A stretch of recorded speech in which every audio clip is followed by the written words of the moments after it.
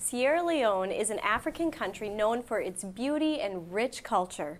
It does, however, need support to enhance the lives of its people and empower them to improve the standard of living, education, and healthcare infrastructure. Education in Sierra Leone is legally required, but a shortage of schools and teachers has made implementation difficult, resulting in a high rate of illiteracy. Few people in Sierra Leone have regular access to adequate medical care. Sierra Leone has the 5th highest maternal mortality rate and the 11th highest infant mortality rate in the world. The country suffers from epidemic outbreaks of yellow fever and malaria, and more recently, an outbreak of the Ebola virus. Many people from Sierra Leone are giving back to their native country by establishing charity-based organizations and reaching across the oceans to help their people. All right, Bobby, so please tell us about your organization, Hope for Lives in Sierra Leone. Okay, yeah, my name is Bobby Smith. I'm the founder and president of Hope for Lives in Sierra Leone. Hope for Lives in Sierra Leone was organized, it was about 3 years ago, we organized create this organization. One of our main goals is to bring sustainable programs to do a lot of changes in Sierra Leone by providing food, shelter, education, and giving people a different type of life. We're trying to build up confidence so they can have a stronger, brighter future. I spoke to a guy and he says, "Can you give me fish?" So I was like, "Fish?" So I tried to get some money out. That's what I thought he was trying to say. He said, "No, Can you build a boat for me?" And we built 2 of these boats. They are like 40 to 60 foot long. Every time this boat goes out, every time it comes in land, they feed about 100, 150 people. So one of our big projects we do on the educational side, we build a library for St. Anthony School. Most of these kids never had know anything about library. And then after building the library, it took us 14 days to build a library. Came back here, get all the books, send it over there, and then right now, the kids are learning so much that their heads are just growing up every day. They call and says, "We are learning, we're learning, we're learning." People that I'm 10 years older than, they look 20 years older than me. People are dying at the age of 47 years old. A lot of kids that was in the Civil War, a lot of them don't know what's going on, just a lot of people lost their lives. You got people that got amputated, without arms, without legs, there are a whole bunch of them in the country. Before the Ebola outbreak started, the volunteers at Hope for Lives had been collecting donations of clothing, shoes, and medical supplies, all of which was packed into a container by volunteers and shipped overseas. More supplies are now being collected. We're shipping masks, gowns, isolation gowns, face shields, gloves, everything to help them support the outbreak of Ebola right now in Sierra Leone. So these kids have decided to volunteer with us, which I'm really grateful. Right now they're packing some clothes, sorting out some clothes before they did brand new shoes, which will be going to children, some schools, and a few orphanages, I believe. Today I'm here helping load up all the materials into the containers that we're going to be shipping out.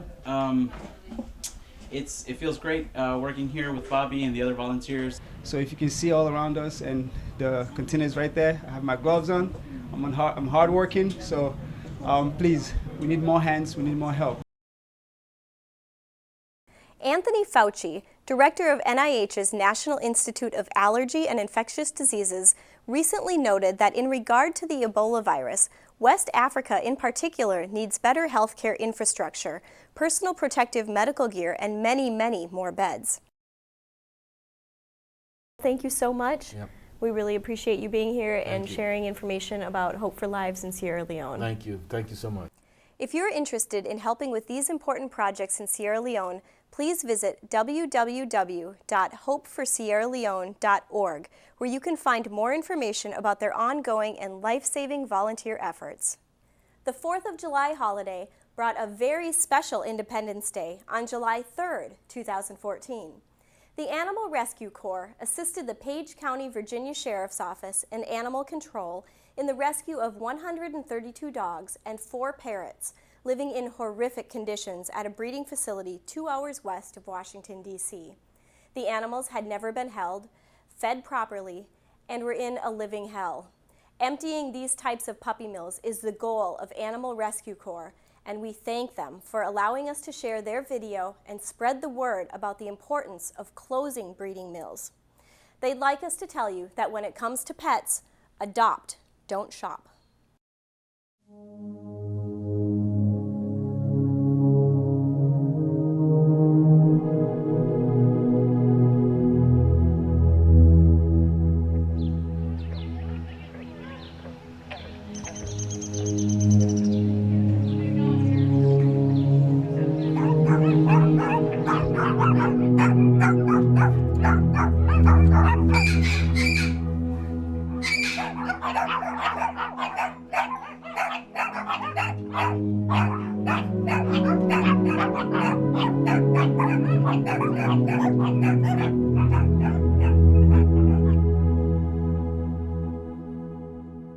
I'm Scotland Hazley, President of Animal Rescue Corps. The team and I are here on the ground in Luray, Virginia on a puppy mill. We've got approximately somewhere between 125 to 150 dogs on this property. We started at 5 a.m. this morning, lots of setup, lots of planning, working with the Virginia State Veterinarian, local sheriff's department. We've got a lot of great rescue groups locally that we've pulled in to support our efforts. Temperatures exceed 90 degrees, humidity is about 90%. It is hot.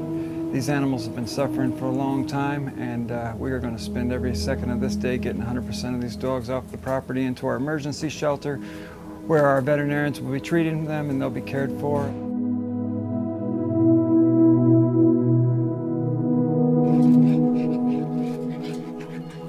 So these are the conditions we've been finding out here today. I'd say about 30% of the dogs look like this guy. 100% of his body is extremely matted. One of his eyes is completely sealed shut. I mean, this dog didn't turn out like this overnight. It's taken a while for this to happen, and you know, people did this to this dog.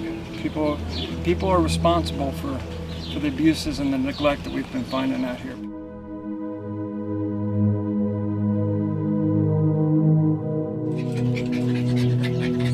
Well, hello there.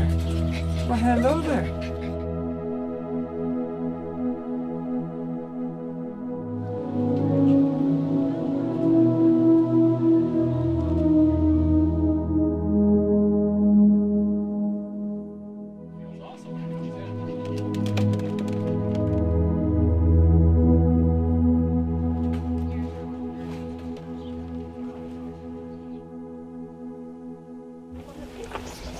Where is it?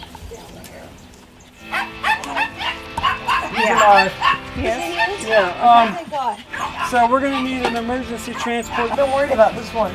Yeah, he looks well. Well, we're recovering from a rather dramatic moment. We just identified a dog that was critical. And when we found him, he actually looked like he was in his cage dead, but he's still breathing, but he is critical. What's his temperature? 98.9. Well, that's not compatible with life, is it? No, nothing about him is actually compatible. He needs to go now. That he's in real trouble. So we've rushed him to the emergency clinic, which is about 15 minutes away. And I just hope he makes it there. I mean, he's in really bad shape. The older male dog is the one that's really just in major trouble. His kidneys are functioning, it appears on the blood work, and his liver is functioning, appears on the blood work. So we are ready to transfuse him if you want to go at that length. Yeah, absolutely. Money. Let's not be concerned about the expense. We're in the life-saving business. Well, let's see what your prognosis is after you stabilize him, and we'll go from there. Okay. Perfect. Sounds great. She thinks we could save him through a blood transfusion.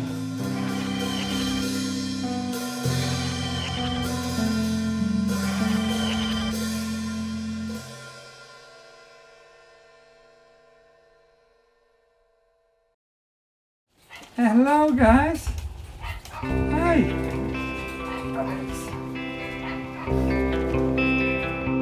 It's been a very long day, very long, hot day. We started at 6 a.m. It's roughly 6 p.m. now. It's been a long, hot, exhausting day, but we've got nothing to complain about. These dogs have been living in this hell their entire existence, but we are not leaving until 100% of these dogs get off the property. Today is July 3rd. Tomorrow is Independence Day, but Independence Day came a day early for these dogs.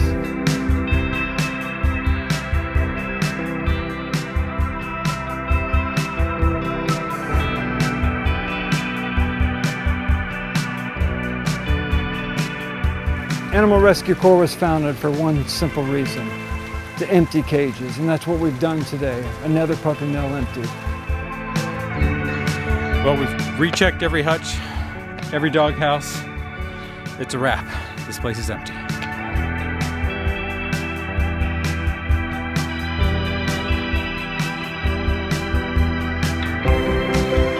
It's been an amazing day of ending suffering. We're exhausted. We've been up for nearly 20 hours now. We've just got 132 dogs and 4 birds off that property. They're now here at our emergency shelter.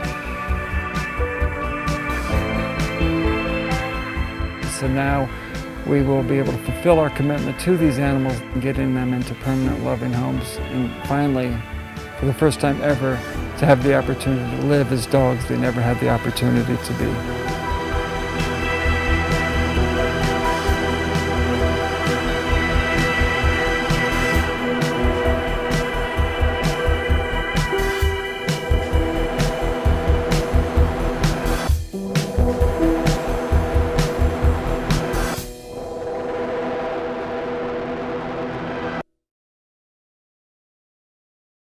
So here at the Monmouth County Long-Term Recovery Group, we are a facilitation point for partners to come together with either construction, or if they are case management organizations. We also have mental health organizations associated with us to help the homeowners, the survivors of Sandy, recover from the storm. We also have volunteer groups that are coming in from around the country. So partnering everything together to help a resident, we built the volunteer center here that you've seen some pictures of, and it is a place where volunteers can come, they can stay in these bunk rooms, they can work with any of the partner organizations to rebuild homes and to rebuild lives. The Monmouth County Long-Term Recovery Group is a facilitation point for partner organizations to come. They may be nonprofit construction partners, they may be skilled trades construction partners, they may be case management organizations, volunteer groups, funders who want to help bridge that gap from a resident, completing their home or the money that they need to get the home completed. We are a point where many organizations can work together to bring a homeowner back. The volunteer center that we do have here at Monmouth County, located here at Camp Evans in Wall, is an opportunity for larger groups from around the country who are coming in, that they can stay together in one facility. They can have the sleeping, the bathroom, they will have the kitchen conveniences to be able to stay here and then help the survivors. Situations that homeowners and other residents are encountering is seeing what grant money is out there for them. So our case managers that we have in-house, along with our partner case managers, work with the homeowner to go through their finances, to go through what insurances they received, to go through what the current status is of their residence. We have construction partners on our staff who will go and see the home and do a scope of work. We walk them through all the different grants that are out there, all the different opportunities, and talk with them about what their gap is. And then from there, we're able to see what we can do to help. Every person watching has the ability to join or form a team of volunteers who will travel to the Jersey Shore for one weekend and document their experience. You will film yourselves doing the important work of helping your neighbors get back into their homes, and others will be watching you and voting for the best team during each episode. Your efforts might just propel the next team of volunteers to get off the couch, get on the bus, and become part of the solution.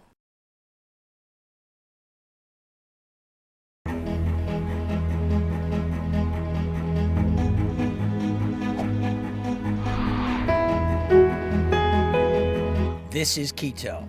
It is the capital city of Ecuador and the highest capital city in the world, standing at 9,350 feet. You've seen what looks like the streets of San Francisco. Now take a look at what is known as the Plaza de San Francisco.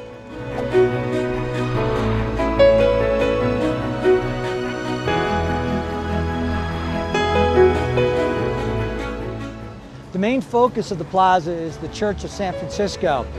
It was begun construction in 1539, and legend has it, it was built on top of a destroyed Inca palace to show the Spanish domination of Quito.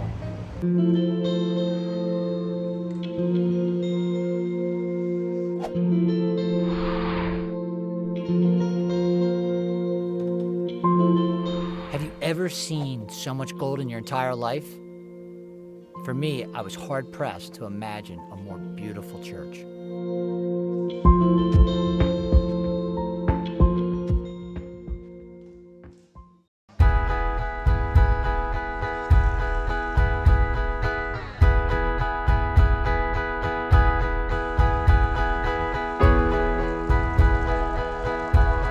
I'm at the Plaza Grande, and I'm going to rediscover Quito with a company that takes you around and shows you the legends of Quito, as well as plenty of the culture. And I believe this is our lady, who we're going to be meeting today. Hola, ¿qué tal? Hola, ¿qué hace usted vestido de esa manera? No como los hombres de antes, con sombrero, muy elegantes. Usted no debe ser de estas tierras. Now, I have no idea exactly what she said. I found out later that she was referring to my clothing and the modern aspect of my clothing, because of course she was in her period costume. Algo así, es que hay una... She shared with me her unique name. La que me compusieron a mí. La Negra Mala. I think I should be afraid, but right now I'm not afraid because I think this is all part of an act here in Quito. I spent the next hour with my newfound friend and learned even more about this historic city.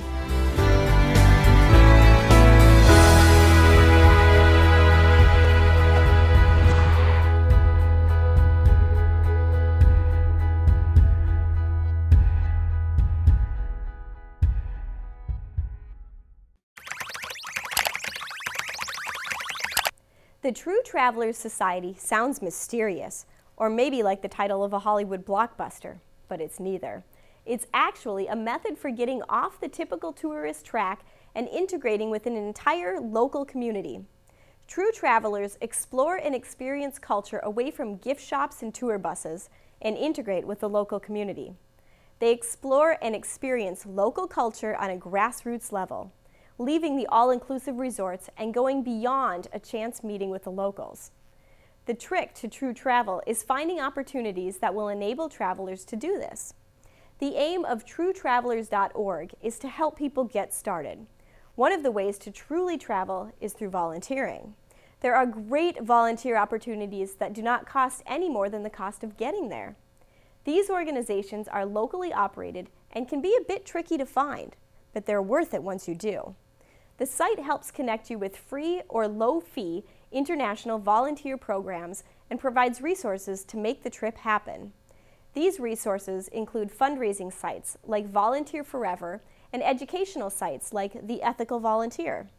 A recent look at the site finds opportunities in Zambia, India, London, New York City, and Nepal. That's just a tip of the traveling and volunteering iceberg with the True Travelers Society. Hello, I'm here with Andy Ellis, a Foreign Service Officer with the State Department. Welcome to Travel Television. Thanks, Kara. I appreciate that. We're glad that you're here today. If someone was looking to travel, what are some things that they can do to maximize their safety while they're overseas, before they travel? Sure. They should have at least 6 months validity on their U.S. passport. Make sure to have a visa of the country that they're going to. Get the vaccinations of the country that are required. Make sure they enroll in our Smart Traveler Enrollment Program, and check on their insurance. Hey, great tips. So if someone ran into some sort of an emergency situation, what are some tips that you would have for them? How can they get in touch with the embassy? Really, the safety of U.S. citizens overseas is the #1 priority of the State Department. So, the best thing a traveler can do is copy down the address and the phone number of the nearest consulate or embassy to where they're going to be traveling. In addition to that, we encourage people to sign up for our Smart Traveler Enrollment Program. What that will do is it allows us to know when somebody's in a particular country, and we can send that person emails if there are evolving security threats in the area. Could you tell us more about your STEP program? Sure. The STEP, or Smart Travel Enrollment Program, is a process where travelers can enroll with the State Department and let us know they're in a particular country during a particular time. They would sign up for that on our website, travel.state.gov, and there's just a series of steps that they would go through to fill out the information into our database. That way, when they're over in the country, if there are any changing security situations, we will send them an email and let them know what's going on. Most people who travel overseas who are enrolled in our STEP program never hear from us, fortunately, but it is good to have that information there because we do occasionally put out security messages depending on the country. If the embassy wants to get a hold of you or somebody's trying to get a hold of you, the first thing we're going to do is go into our Smart Traveler Enrollment database. So it's important that you as a traveler would sign up in our database, in the program, so that we would know when you're going to be there and we'd have a contact information for you. I'm Carrie Keenan with Travel Television. Here today with us was Andy Ellis of the State Department, and that website is www.travel.state.gov. Thank you. We're here in the community of Inishki today. Presently, we're almost at the end of giving out blankets from the airlift and winter jackets for 95 Yazidi families. And you know, it won't be long here before it's very cold, and these families are going to be in a desperate way. So anything that we can provide for them, heaters, blankets, winter jackets, we just need to provide everything that we can for these folks because it's going to be a terrible winter without it. There are just a lot of children and just horrific stories of what the terror that they've run for. So we're very thankful to be able to show the folks here the love of Christ, just using our hands and feet, just a gentle touch, and literally just handing over that winter jacket or that blanket. So each jacket we're fitting to these children to be as snug and warm as possible. Hundreds of these children have the clothes on their back and they're not ready for this harsh winter. So like this little man right now, be able to get his own jacket. One that'll fit him. One that'll fit him perfectly. You like a jacket? Yeah. Here, put your... And the children that are big, we're making them big so they can wear coats underneath it as the only clothes they have. You know, we've heard stories here of just horrific stories of one little boy that,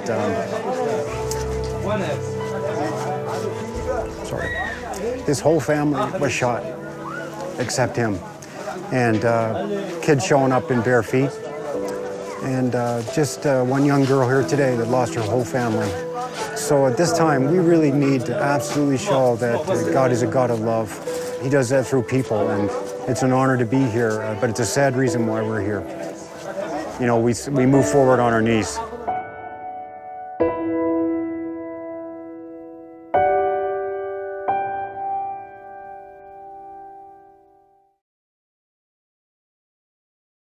I'm here, and it's just been an amazing time. As soon as I got here, all the women were very open and encouraging and welcoming, which was another thing. You don't know how they're going to react to you, and everybody here has been so amazing. So coming to Camp Evans, I've never even heard about the place, never known about it, so it was an awesome, thing to experience. And the way they've put us up, it's, I grew up camping, so to me this is like, Beverly Hills.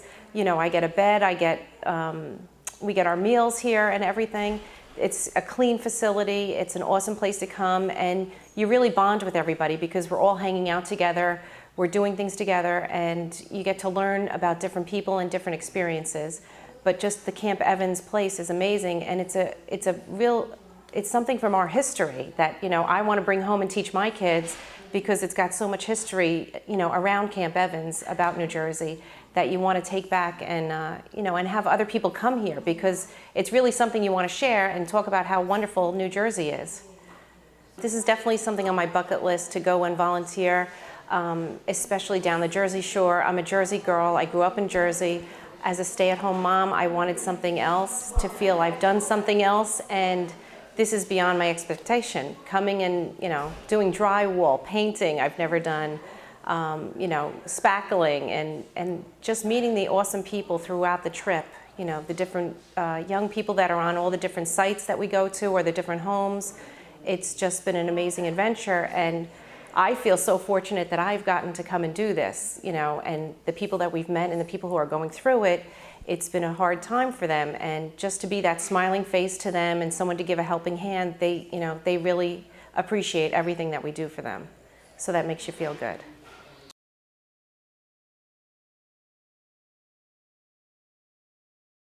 I am here on a rebuild week for Hurricane Sandy, and I understand that there's going to be a Jersey challenge out there for people to come down to Camp Evans in Wall Township and volunteer and also be involved in a challenge. You're not going to be watching reality TV, you're going to be creating reality TV. And not only are you going to be creating reality TV, but you're going to have a wonderful experience, an experience that you'll never be able to repeat in your lifetime, but you will want to go out there and do other things again. You will want to expand on your volunteerism as a result. The New Jersey Shore rebuild efforts, there's still a great need. I recommend it to anyone who's thinking about it. Whether you spend 1 day, 2 days, a week, whatever you can spend, you will get so much more out of it than someone can give to you or that you will ever realize. And I've met a lot of women who have, and a lot of people who have given back in many ways, volunteering their time over and over again. This is my first experience.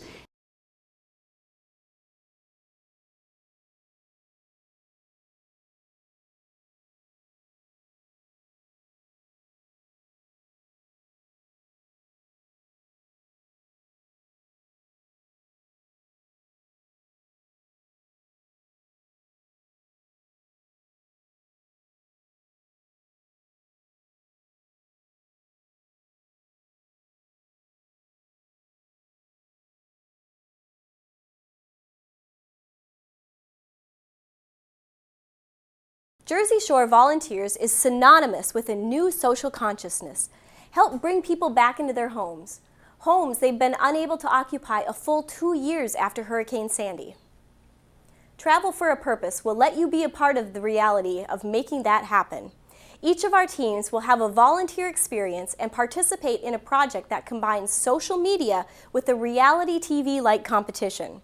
The volunteers will travel to New Jersey, help a specific homeowner, and document the experience on camera. They will then edit their video and share it on social media platforms, asking their fans to vote. The most popular of the 4 competitors will have a significant donation made to their specified charity. To help us select our 50 teams, we want everyone to create a very short video telling us why you and your group want to go to New Jersey and be a part of this very important experience. Post your videos, ask questions, and let us hear from you starting October 30th, 2014. Start collecting your teams of 10 individuals and help your charity grow while helping New Jersey get back on its feet.